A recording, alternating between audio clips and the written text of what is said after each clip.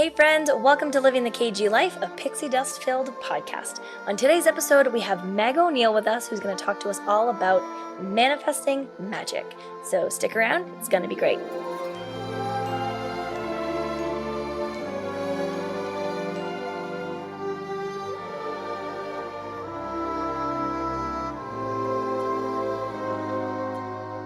All right, Meg, well, thank you so much for joining us today on the podcast.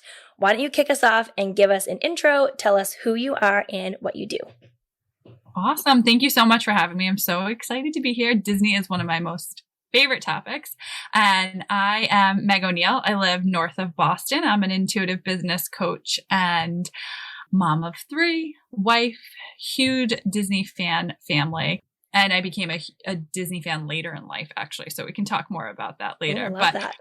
Yeah. And I help women entrepreneurs just use their intuition to grow businesses that feel really aligned, bring them a lot of joy, and create ease and freedom in their lives while they're, bringing their service or passion to the people and audiences that they want.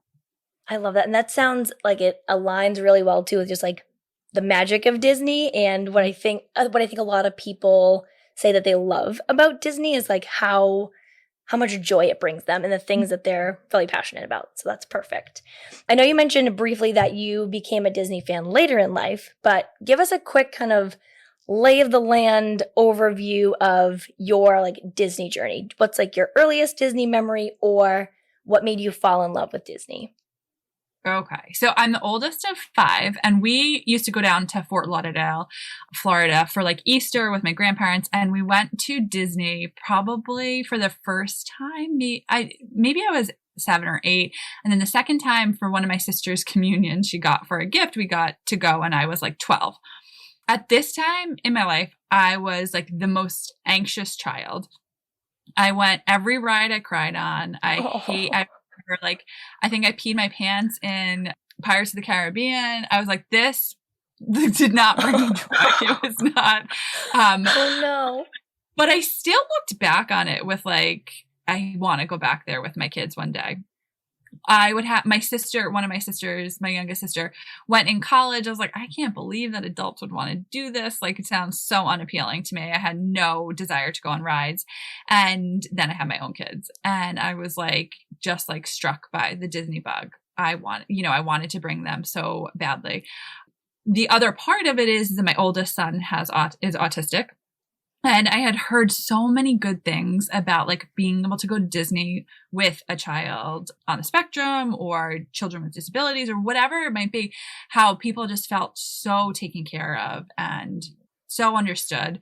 And so when we went for the first time, my son has very, very severe picky eating and it makes traveling really hard. And Disney was so accommodating. Like everywhere he would only eat eggs. So they would fry him eggs for like breakfast, lunch, and dinner. So it was so great. And we got to go with my in-laws, my mom, a bunch of my sisters, and just create like such awesome memories. So then we went for a second time as a family and it just like really solidified. We knew that it was where we found so much joy together, especially being a family with somebody with special needs. We knew that we would be comfortable there. So we can't wait to go back. And that's huge. Having just like that safety, security feeling when you're going on a vacation, especially in a place that's as busy and as big as Disney as well. Mm-hmm. And there's just so much out there, like research-wise, like other families who have done it, and they can kind of give you the lay of the land.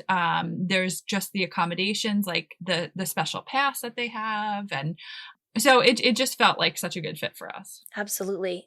And even with, you just mentioned the disability pass. So they actually are doing some upgrades to that program in the next month or so. And just from when we're recording this episode. And what's exciting too is that when they've changed their programs, so they changed like their annual pass program and how the parks work, the disability program or the DAS pass, you'll hear a lot. That was like one of the other big pieces. They said, this is getting enhancements. We know this is really important. Like Disney really makes that a priority for them, which I think is incredible for families that really need that to have a great experience. Truly, it like made such a difference in our experience. So So now you said you have 3 kids. So how did you decide when you took them for your first trip, like that was the right time, the right age to go on their first trip? I feel like that's one of the questions that I get the most from people with kids. They're like, are they too old? Are they too young? How do we know when's the right age? So how did you and your husband decide that?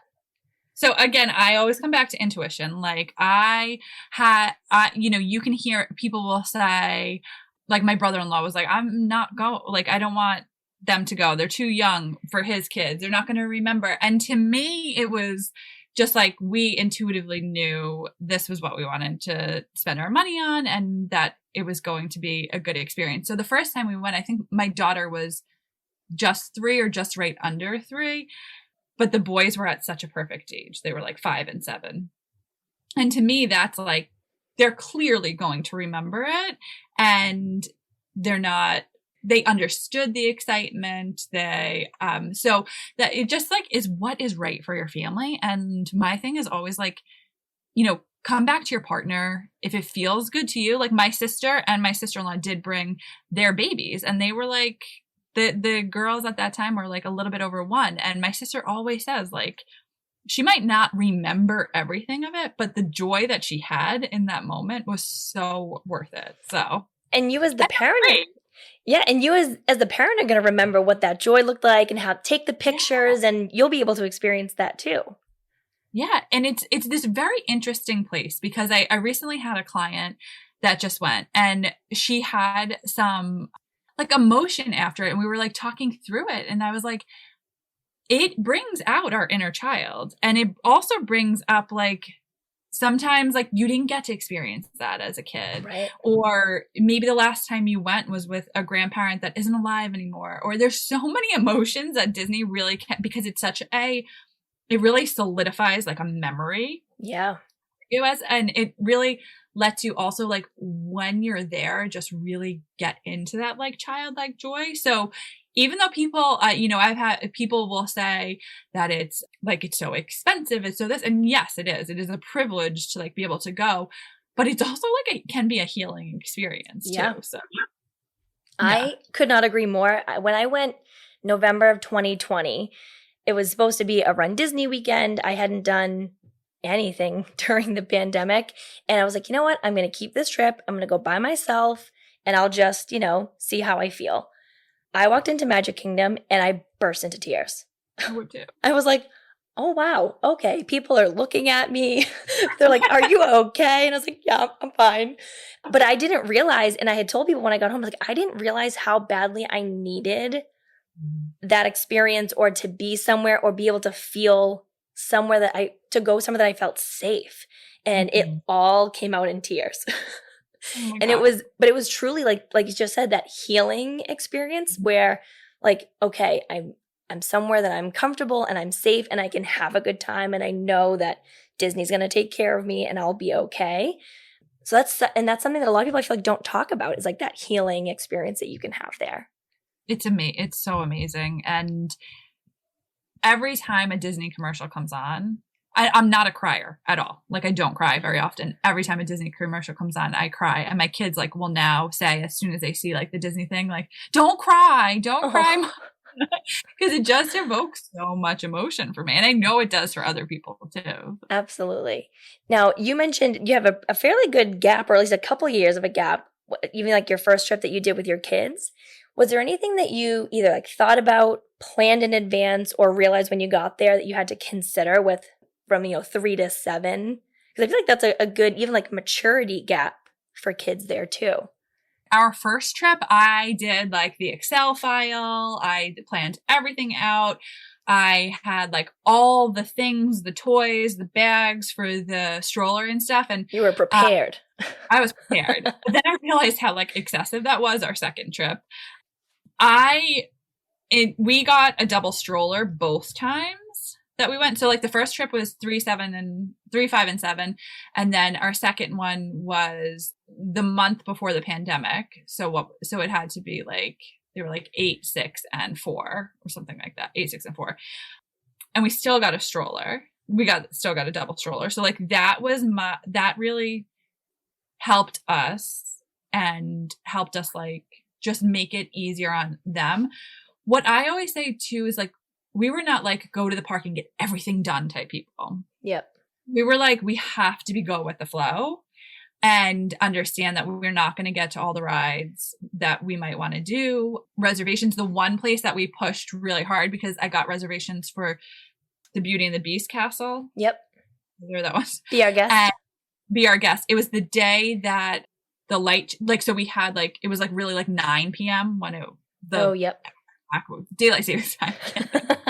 So we got, and we were placed in like the room with the thunder and the lightning, and it was like dark, and I like really pushed, and they were like beside themselves. And that taught me my lesson of like, even if you have a great reservation, unfortunately, you can't push. You just got to go with the flow and see what works. Yeah. Now, so aside from just that reservation, was there anything that you feel like in either of your trips you felt like either you needed to do or you needed to get done that afterwards you're like, we really did not need that, or was not as special as you thought it would be, or anything like that? Well, I think all like the prep work, like the first time that I went, I put each of them, I organized every outfit in a Ziploc bag, labeled each day and park, and then also packed them back up. And I was like, okay, this is not how my family vacations. So I do not need to do this. Like, because then at that point, like the boys were like, I don't want to wear this. Like they had their own opinions. And so I definitely like relaxed a bit on that. And no, I can't think of anything that was, we always got like really good reservations. And then we would like we had gotten the reservation for the luau. Oh, yep. And then we dropped that. We didn't even try it. So I don't know whether it was worth it or not.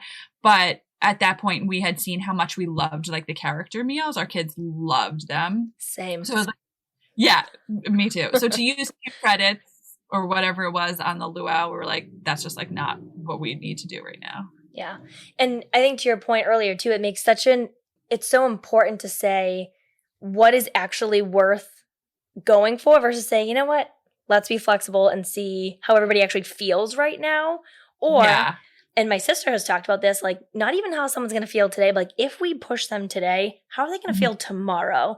And is that actually going to not be helpful for tomorrow morning or the whole day tomorrow? Like that impact can be a huge swing for your trip. Exactly. So we never do the fireworks because our kids, like if they stay up, it's too much. So we upgraded our last trip. We were at the Polynesian and we upgraded to like a firework view room. Amazing. Which was amazing because like we couldn't push them to get back to the park ever at nighttime. We couldn't push my husband. There was no way he was doing that. So they would sit on the floor like before bed and watch the fireworks from the room. So that was a really good choice for us. And there's like certain things that we know, like we love the breakfast at the Polynesian, the Lilo and Stitch breakfast. So it's like those things like and it's easier to push for something earlier in the day too. Absolutely. I have actually, the last trip that we just did in September, my brother, his wife and I went and we had a theme park room for one of the nights. That was a game changer. I had never had that before. Anybody listening, if you ever have an opportunity to do it, do it. Because you can have like the music on in your room and experience the whole thing. There's no crowd. There's no like stress. The kids aren't up super late, or they can just like drop right into bed. You don't have to wait for the bus. You don't have the crowds coming out. And then at the Poly, you can also hear the music, I believe, from the beach. So you can sit outside too if you want it, which is also incredible. It's awesome. Now, what would you say you're looking forward to the most on your next trip to Disney? I absolutely like love the Lilo and Stitch breakfast. I always look forward to that. I look forward to just like walking into Magic Kingdom. I think that is like just so awesome. We actually have a trip on the books for January, but we're kind of like we don't know if we're going or not yet. Yeah. So I just like getting back there in general. Like I just cannot wait. What would you say is so I know you mentioned the Lilo and Stitch breakfast. I've actually never done that. So I'm going to have to add that to my list of things to do. Is there anything aside from that you're like, okay, that's the one thing that I want to make sure we do or get to on that next trip? the boys and my husband love the Star Wars. Like, so we did that. So I think like getting them onto the rides the next time would be a definite like wanting to check off the list, because they didn't get on the ride the last time we were there. And no, I can't actually think of. Oh, you know what? Yes. Okay. I want to get on the Ratatouille ride. Yes. And They love Ratatouille. that actually looks adorable. And for both, whether it's Rise of the Resistance or some of the other rides, including Ratatouille, the Remy ride, there is the new, if you do go in January, all the new Genie Plus stuff will be out, so you can kind of like secure to make sure you get on that if that's something that's like a must do, which is awesome. Yeah, that would be a must do. I love that. So let's switch gears and talk a little bit about kind of like the meat of the episode, which I'm really excited about, which is manifesting magic. So you mentioned that you're an intuitive coach and you do all of these incredible things. Can you give us kind of like an overview of what manifesting is? If people don't know, how do they learn to do it? What are the benefits of it? What is it kind of like the benefit, like the manifesting 101 that people need to know? Awesome. Okay. So like we are all constantly manifesting. So it's not something that like one person does and other people don't. It's how we create our own reality. And, you know, for an easy example would be how if something, you know, you wake up and you stub your toe and it's really painful, and then you kind of let yourself stay in that negative energy, then you miss your train and then you spill your coffee. And it's kind of like you're in the vibration of, and when I say this, I also say this with the prefacing by saying like, I don't think people create like, you know, the really terrible tragedies that happen in their lives by any means, but it's just to say that you have more power over creating the good that's possible. You know, the joy, changing your vibration. And when I say your vibration, it's kind of just like your attitude towards your life. So the one, like the easiest way to picture it is just thinking about one specific goal that you might have. And for example, like if you want to, you've heard how wonderful Disney is, and you just think that it's really out of your price range. It's like creating that possibility in your mind that it could happen for you. A lot of the times we just like write something off. Like it's not even a possibility. Like getting this job is like so far out there, I'll never get it. Well, yeah, if you believe that, that's what's going to happen. Like you will never get that. So just shifting your reality to saying, well, you know, I know the Smith family kind of makes it the same as us, and they made this Disney trip work, using that as your like social proof that it can happen, opens that space in your energy to say, I'm calling this in, just the belief itself. And then there's different exercises that you can do to make manifestation more potent. So the best thing to do is to write through what you're envisioning. So I'm dreaming of this Disney vacation, and when I am there, my kids are going to be so happy. I'm going to like be eating all the treats and meeting all the characters, and I feel so much joy and I feel so much relaxation. And like what you really want to do is tap into the feeling. Because if you can create the feeling in your body, see, here's the thing, like our body doesn't know if we're actually experiencing that joy or we're just thinking about that joy. So you're kind of building a bridge that's going to allow you to live in the vibration of the joy of being at Disney all the time. That's what I need. I need to live life like I'm at Disney all the time.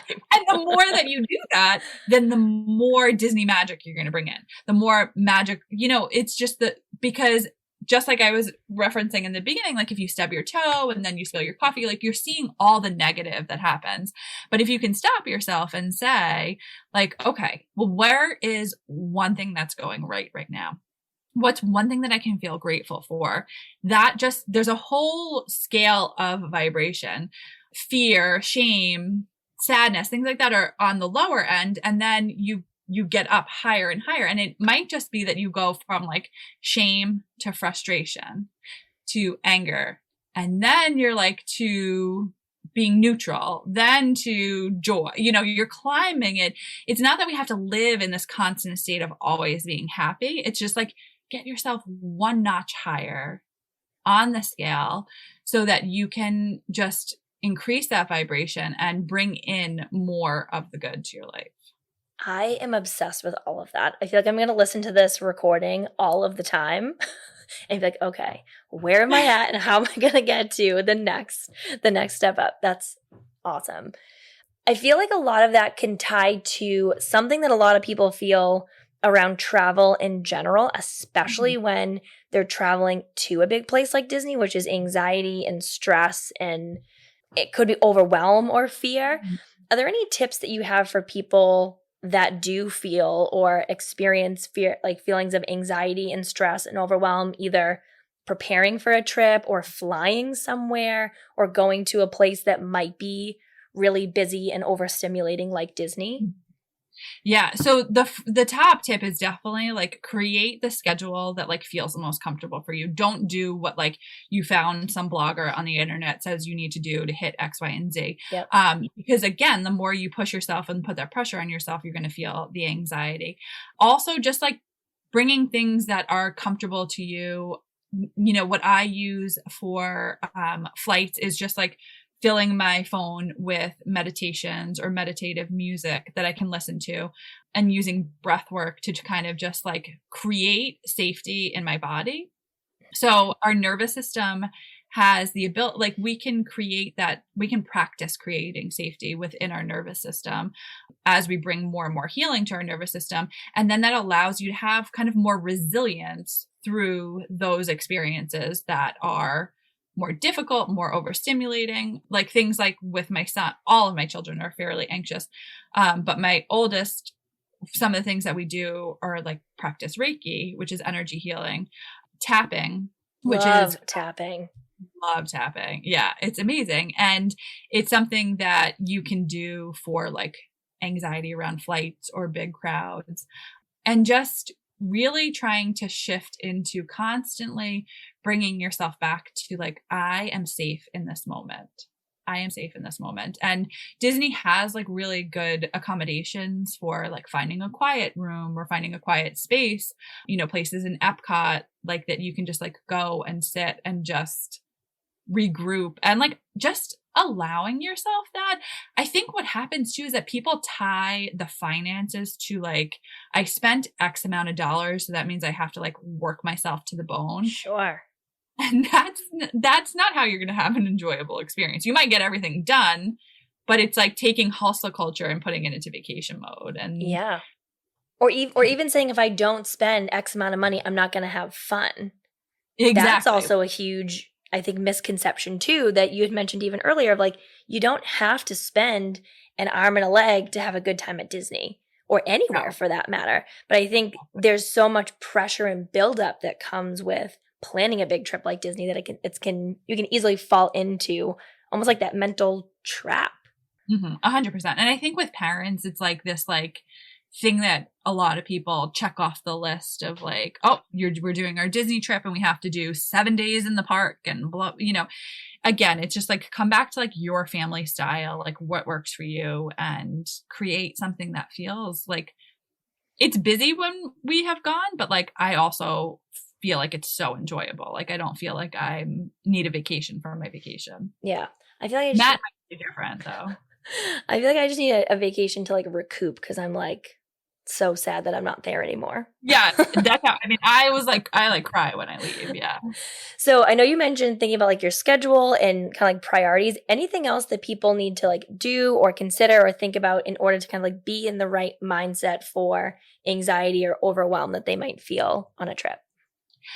I love taking baths. So I like ordered Epsom salt bath, like Epsom salt for our trip to have in the bathroom, knowing, like making sure, a lot of people know this, but like when you go to Disney, like you eat completely differently than you eat at home usually. Right. And you're moving so much more. So it's like, I think that making sure that you prepare your body, like make sure you get comfortable shoes, make sure like if you want to take a bath or have some foods and, make sure you're drinking your water, things like that will help you be able to be more comfortable for longer. Cause otherwise, like a lot of people get the Disney tummy ache. But And that's a quick way to ruin your trip for sure. Yeah, exactly.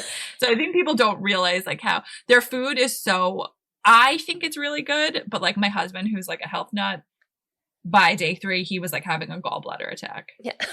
Not into chicken nuggets every day anymore. It's funny you mentioned even just like shoes and things like that. For a long time, I was like, okay, I want to make sure I have like cute shoes that go with my outfit. And now I'm like, nope, I'm going with like my comfortable New Balance sneakers that I have the whole trip. I'll have like a pair of sandals in case like for just like cruising around the resort. But that makes such a difference and has saved my feet from, you know, the 20,000 plus steps that you're most likely going to do in a day. And like, think about that for your kids too. Like everyone wants like the cute Disney pictures, and it's like you're 2 hours in and your kid's like wants you to carry them the whole time. We actually brought a carrier, I think it was a Lila baby carrier, or it was one of them when KK was 3, and we used it a lot because you see so many people like carrying their kids around. And I was like, I'm just going to bring, I think I borrowed it from somebody or whatever. And it just made it really accessible to put her on our back. And she took some naps in it. I remember we walked from the one where Star Wars is all the way to Epcot with her taking a nap on my back. And it was like, it was great. Yeah, that's a good walk from Hollywood Studios to Epcot. That's especially for a whole day at the park and then walking over from one to the other. That's a good little hike. Now, so you mentioned earlier that you have manifested a trip to Disney. So I want to hear this whole story, and I'm sure everyone listening is probably going to want to take notes of how they can make that happen for themselves. So give us the whole scoop. So the first trip that we went, we were much more budget conscious, and we had set a certain amount of money that we were able to spend, and we stayed in the All-Star. Was it the All-Star? The one where like Cars is? No, I don't think it's All-Star. Art of Animation? Art of Animation, yes. So we stayed in Art of Animation, and it was actually awesome. We loved it. It was perfect for the kids, especially at their age. But we decided that we would go the year that we were married for 10 years. And I said, because of that, I really wanted to stay in the Polynesian. And to bring a family of 5 to the Polynesian and do like 5 days in the park, it's around $10,000. So I had been like discussing this with my husband, and he was like, you know, there's just like no way that we're going to be able to do that. And the discussion had gone back and forth. And there was something in me that was just like, I am going to do this. I don't know why or how it's going to happen, but I'm going to. So he was working outside of the house this day. And he called me. No, we talked in the morning, and I brought it up to him again, kind of like pushing him, like, let's just like try to do it. And he's like, we can't. And I said, listen, I'm going to find $10,000 today, and I'm going to do it. And he was just like, okay. Like, I don't even think he said anything to me. I don't know why I said that. Like, honestly, I have no idea. I had no like right saying I was going to find $10,000. There was nothing. I was not working. I was not like nothing. So I was just so convicted that like, this is where we needed to go. We just wanted this. I wanted this experience. So I was just thinking about saying that I'm going to find $10,000. And I was like, when that made something click in my head, and I said, I remember I had this bank account when I worked at my previous employer, like years ago, like 8 years before this. I remember I had that, and I remember I had $10,000 in it. And with all of our moving, now this sounds like completely irresponsible, and I understand that, but if people understood where I was in my life, like I had 3 children under 8, one with special needs. 2 years before that, he had fallen out of a window. Oh my second God. Broke. Like, so I was in a time in my life where like, I was very, I had a lot more going on. I couldn't like remember bank accounts that I had started. So, and we had been moving, and I had looked for the paperwork for this bank account. I had reached out to my previous employer, and I had reached out to the firm that like managed the account multiple times, and I never got an answer about it. So I kind of just was like, all right, one day I'll just find it, but now is not the time, whatever, it'll grow kind of. So because of, it just sparked this memory, and I went into our basement, and I had not looked through things before. never finding anything. And there was a box over by our laundry machine, and I opened the top of it, and the bank account paperwork was right on top of it. What? I tell this story. First of all, I know it makes me sound irresponsible, but then I'm like, I can't even believe that this happened to me. So I pick up the thing. I was like, I cannot believe that I found this. I'm going to call this guy, I'm going to call whoever this number is. I start talking to a guy, and he's like, yep, you have an account here, blah, blah, blah. And then we got cut off. I was like, oh my God. And I had already waited to talk to him. So I call back, and I get a new guy, and I'm telling him, okay, I have this account, but I don't have the right paperwork. And he's like, oh yeah, it looks like it had been being sent to this address that we lived at years before. And then we just canceled sending anything to you because it kept getting sent back. So I was like, okay, awesome. Now I found it. How do I get access to it? He told me how to get access to it. And I was sitting on the couch downstairs, and I was like, okay, I remember that there was about $10,000 in there. And he's like, and I was like, how much is in there now? And and he goes, there's $34,000. I said, oh my God. Say that again. I was like, can you say each number individually? Because I want to make sure I'm hearing you right. I almost fell off the couch. Granted, it was like a 401(b), so it's going to grow. But this was money that in our retirement plan and everything, we hadn't even counted because we didn't remember we had it. Right. So again, I will say, yes, that was very irresponsible. But when you are manifesting, you can't control where it comes from. So if you ask it to come in, it's going to come in, and it might be something that you lost, and then you find it again. Yep. So it was a large sum of money. I had never been gifted a large sum of money. I never found this was the first time anything like that had happened to me. And so Matt would, like I had said, he was out of the house that day, and I called him, and I was like, you know how I told you that I was going to find $10,000 today? And he's like, I gotta go. I'm not having this conversation yeah. again. He's like, yeah. And I was like, well, I actually found 34,000. He didn't believe me. He was like, wait a second, what do you, there's no way. And then I was like, I told you that I would do it. I just when you can bring yourself to feel so deeply that something's going to happen for you, you can create that possibility. So we made the decision to use some of that money to put towards our Disney trip. And it was the best decision because then also, so I'm sure I told my whole family, I told people that would listen, people probably in their heads were like, this is so stupid that you're taking this out. It's retirement money or whatever. But to us, it was we're going to get to go on this trip for our 10th anniversary. It's dream trip, kind of stress-free, not stress-free. And we got to go in February of, when did COVID happen? 2019? Yeah, 2020. 2020. I can't even remember now. Time doesn't exist anymore.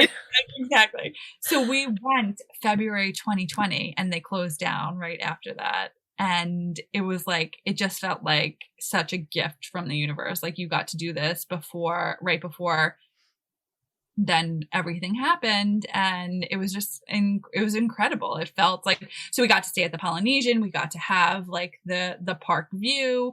The dream that you didn't think was possible. Exactly.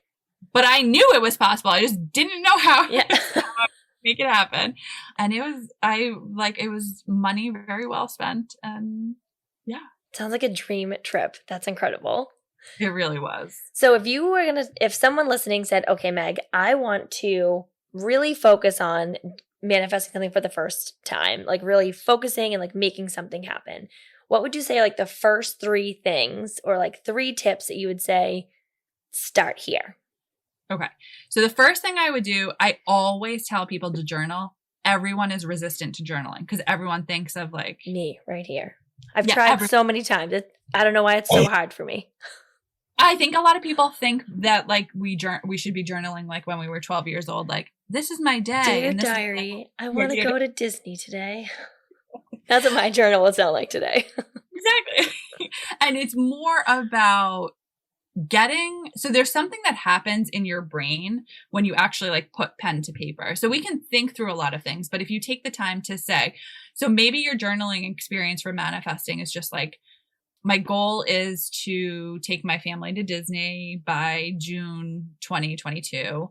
And this is like where I want to stay. Like really write out what it looks like. And again, come back to like the feeling that, so like we're all going on these trips for a feeling. Like you're not going on the trip to meet Cinderella. You're going on the trip to see your 3-year-old's face light up with joy. So tap into that feeling.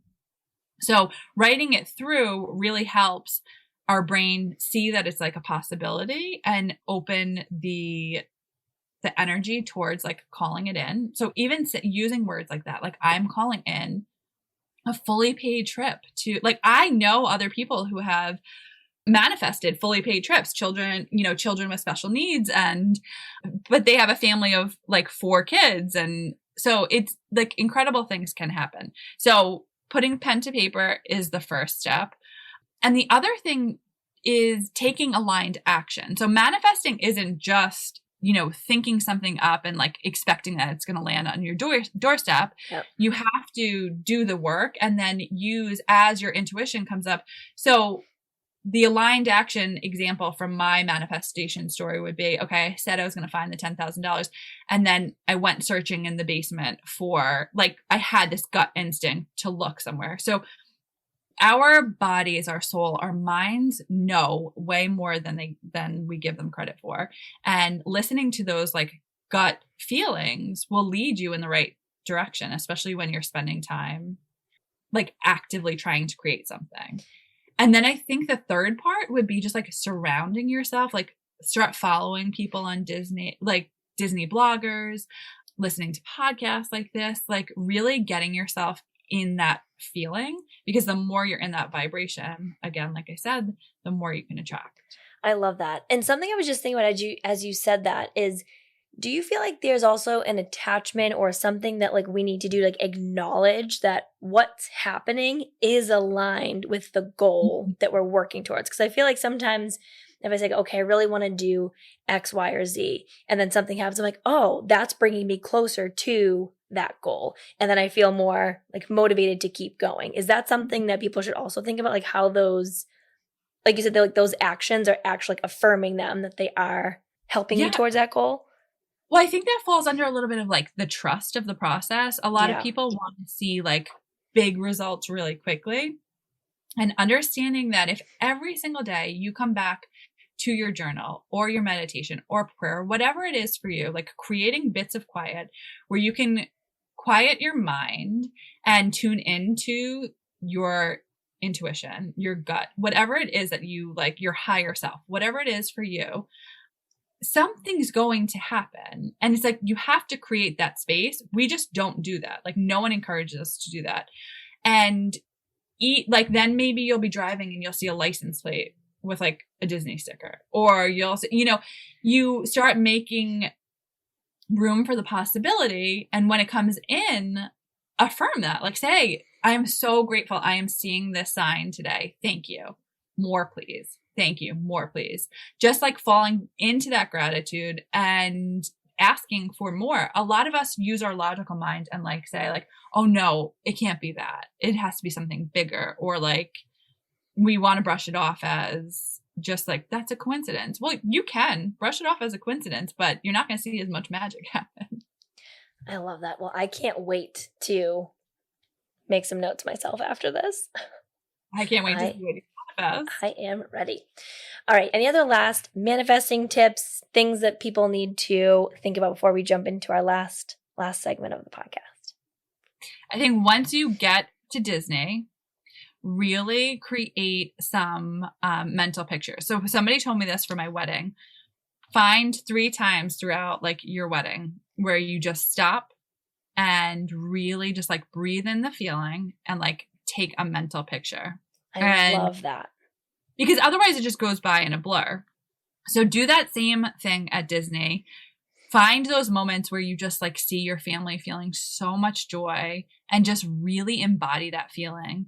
And that's how you can like bring the magic home with you. So when you come back and like life gets crazy again, you just stop for a second, like access that. Like I can think of some of the pictures right now and I can conjure up that feeling in my body and bring back the joy and bring back the relaxation or whatever it is. And that's how you just work on easing your anxiety even and Right. and raising your vibration and creating a life that feels like joyful all the time when we're not at Disney.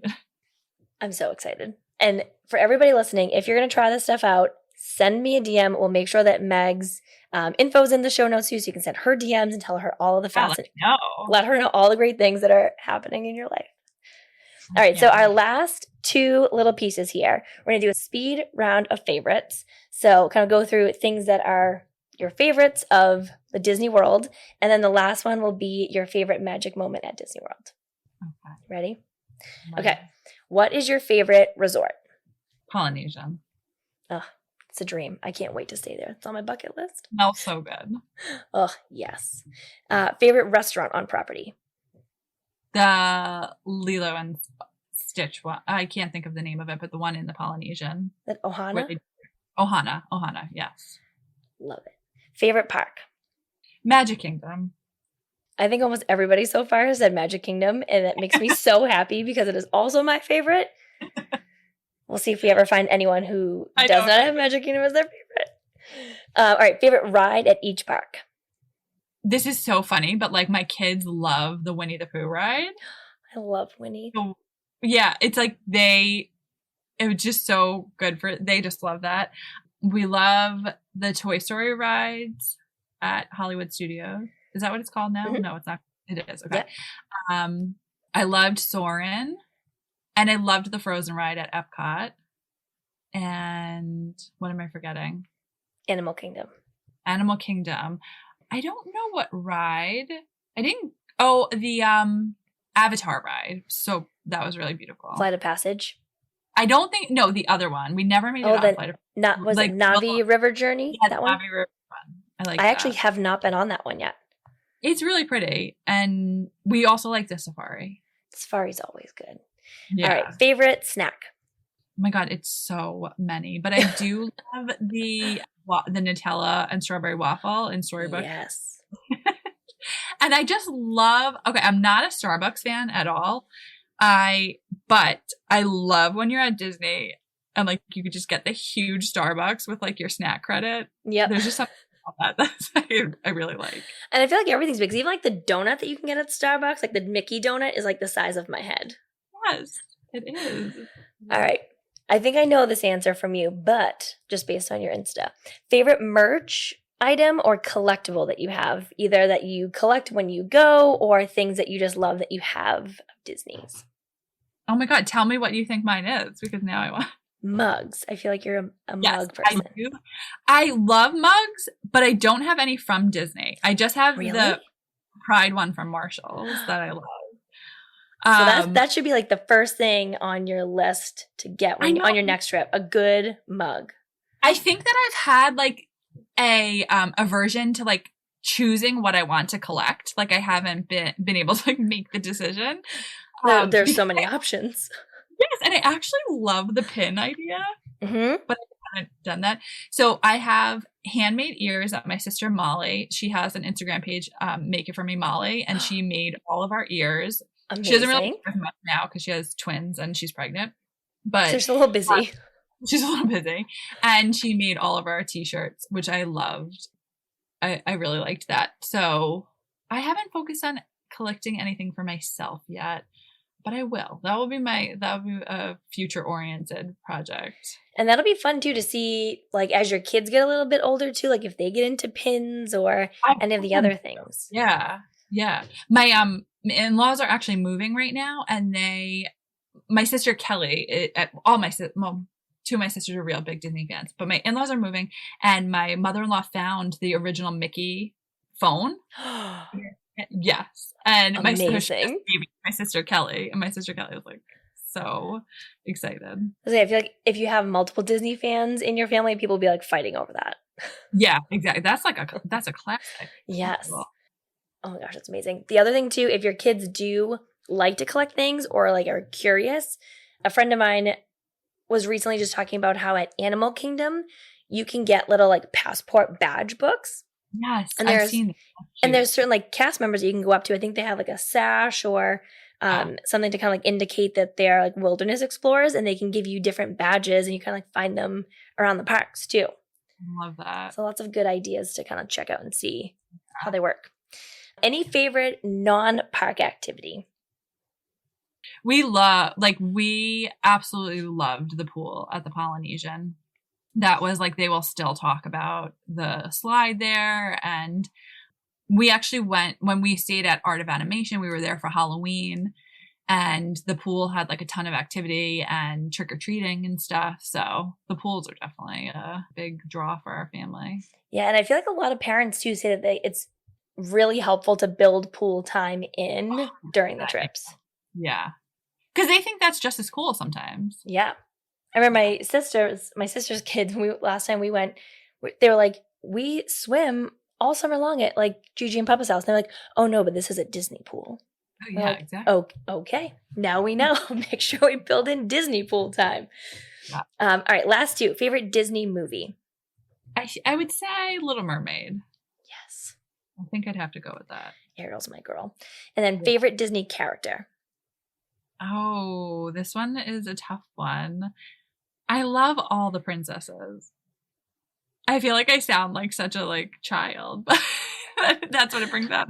I am the same. Princess Weekend for Run Disney is hands down my favorite, and the meet and greets are just starting to come back, and the princesses at Fairy Tale Hall are like one of the first ones to come back. And I was like, our next trip, we're making it happen.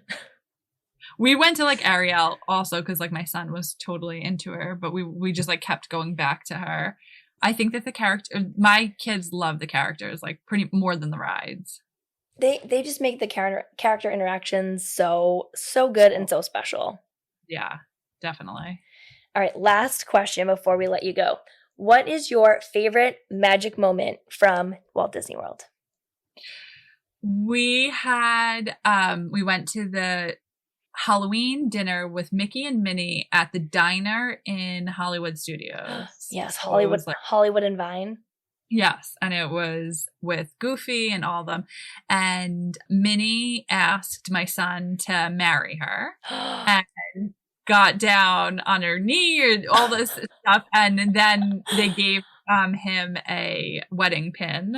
What? And it was super cute. Yeah. I have never heard that before. That's incredible. It was really, really cute. It was really cute. Yeah, he still gets embarrassed, so we can't talk about that much. But is the pin still around? I don't know. Unfortunately, it's probably been lost. But I know I had it. It might be with my Disney stuff. That could maybe be the first to kick off your new pin collection. Oh, the collection. Yeah. Maybe it's a sign. Exactly. I love it. Well, Meg, thank you so much for coming on today. This was so fun to chat about manifesting and the magic of Disney. And I think so much of what you talked about with the feeling and really making sure that you're appreciating the feeling that you have and thinking about what that means to you is something that is so easy to forget when you're in the midst of planning a trip or getting stressed during a trip. So I think it's a really great reminder for everyone to focus on what that magic feels like and how important it is for you on that trip. And we'll make sure to share it in the show notes, but where can everybody find you, talk to you about all sorts of magic things on the internet? Awesome. Well, the easiest place to find me is on Instagram, and I'm at Meg O'Neill, Oneill 10. Pretty active there, and I would love to talk Disney and manifesting and hear your stories. Amazing. Well, thank you everybody for tuning in this week, and we will share lots more to come. Can't wait. Thanks for having me. Thank you all so much for hanging out this week. I hope you got some great tips and tricks on manifesting and how we can really just all reflect and appreciate the magic that we have in ourselves and how we can turn that into a really great experience anywhere that we're going, especially to our favorite place, Disney. Hopefully you'll stick around for some more magic next week. It's going to be great.